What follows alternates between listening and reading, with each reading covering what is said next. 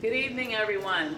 Good evening. So I'm very thankful to all of you who are here, who made it to our meeting this evening of the York NAACP. Please also be reminded that our meetings are every fourth Tuesday at 6:30 at Crispus Attucks here at 605 South Duke Street. So hopefully we'll also see you in May.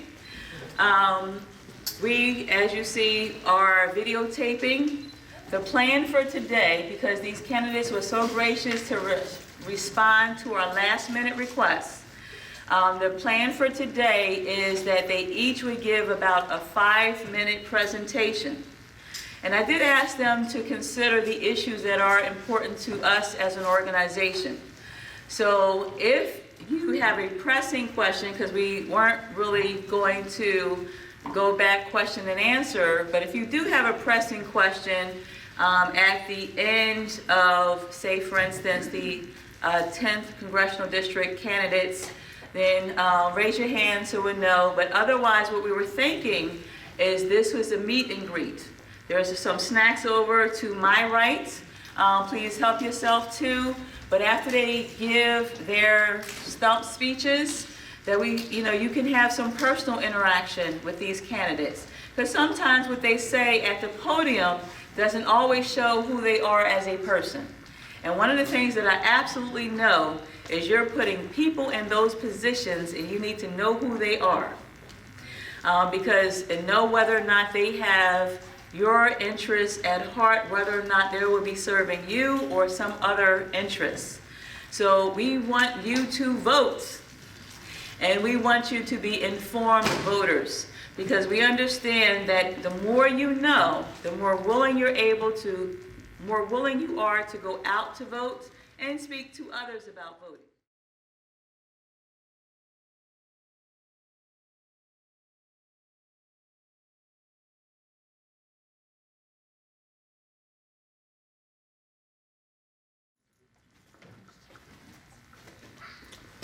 Well, good evening. My name is George Scott. I'm a lifetime Democrat, and I'm running for the 10th Congressional District. And like all of our candidates here, I'm running to defeat Scott Perry. But just as importantly, I'm running to restore Congress to its primary mission, to its purpose of serving the people who live in this district. Now, I grew up here in this district, so I have deep roots, have strong ties to the community, but I've spent my lifetime really in service. After graduating from Georgetown University, I served for 20 years on active duty as a United States Army officer. And I don't know if any of the rest of you have served in the military, but I will tell you, it is the most integrated institution in our nation today. It brings together people, and regardless of race, religion, gender, or political beliefs, you learn how to come together, work together, and overcome some extreme challenges. So I was blessed by that experience. I got to do a lot of very difficult jobs, served in multiple combat operations, spent a year in Korea, spent 4 years in the Middle East. Retired, though, as a lieutenant colonel, because at some point you take off the uniform. But I wanted to continue to serve. And so I spent a couple years living and working in Northern Virginia, and then in 2009, I was called home here to Northern York County and went to work as a pastor. I've spent the last 9 years serving in ministry. I'm an ordained Lutheran pastor. And again, it's all about people, just as it is in the military. It's all about people coming together, meeting them where they are, hearing what their needs are, and then making sure those needs are met. So in my day-to-day calling, we have things like we have a community food pantry that meets once a month to distribute food to families that are in need from the local community. We support children from the local school who are disadvantaged by delivering food to the school each month. We have a variety of ways that we help people in need.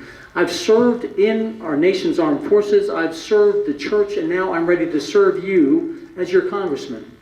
And what I've learned here in the year that I've been campaigning is that the people of this district, as you know, are good, decent, hardworking people, and they're people who deserve much better leadership than what we've got in Congress right now. Would you agree with me on that? Yes. Yeah, there are people who really just want their representative to represent them. Imagine that innovative idea. And so my pledge to you is that once elected, that's what I'm going to do. I will work for you and for you only.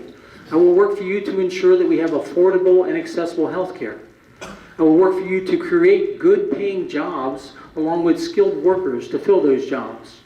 I'll work for you to ensure that we have safe, high-quality public schools. And I'll work for you to take on issues like gun violence and like the injustices that exist in our incarceration system to make sure that the lives, particularly for people of color and communities of color, are treated with equal justice and equal dignity.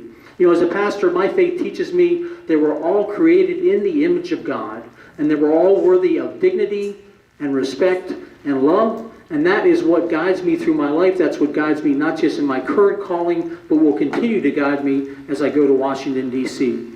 Now, Sandra asked us to talk a little bit about some of the issues that are facing, in particular, communities of color, and mass incarceration is certainly one of them.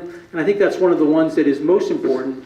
But even before that, we've got to make sure that we have good, strong, safe public schools, because a good education is the best way to lift people out of poverty and into circumstances where they have opportunity. But it's got to be more than good schools. It's also got to be good jobs that people can go to.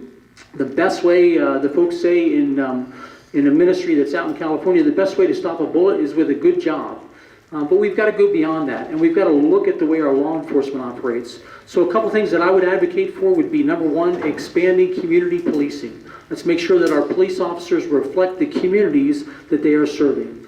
Number two, let's ensure that we mandate body cameras for all law enforcement officers so that everyone involved in each incident knows what the facts of the incident were. Third, we need to reduce these mandatory sentencing guidelines and allow judges to have the opportunity to judge each case on its merits. Fourth, I would say we need to eliminate for-profit prisons. There's no way that our prisons should be making money based upon keeping people in jail longer. And lastly, we need to ban the box unemployment application so that when someone is released from incarceration, they have an opportunity to get back on the right path in life and to resume the rights that they have as a U.S. citizen. Those are a few of the ways that we can do this. They're not the only ways. Look, folks, you've got good candidates here running for the 10th district. We all like each other, and we're all working as hard as we can to make sure that you're going to have the best choice come May 15th. But what you've really got to ask yourself is, how are we going to defeat Scott Perry? And with respect to the fellow candidates, I would offer to you that I'm your best choice to go head-to-head with Mr. Perry and defeat him come November. So again, my name is George Scott. I'm a lifelong Democrat running for Congress in the 10th District. Thank you.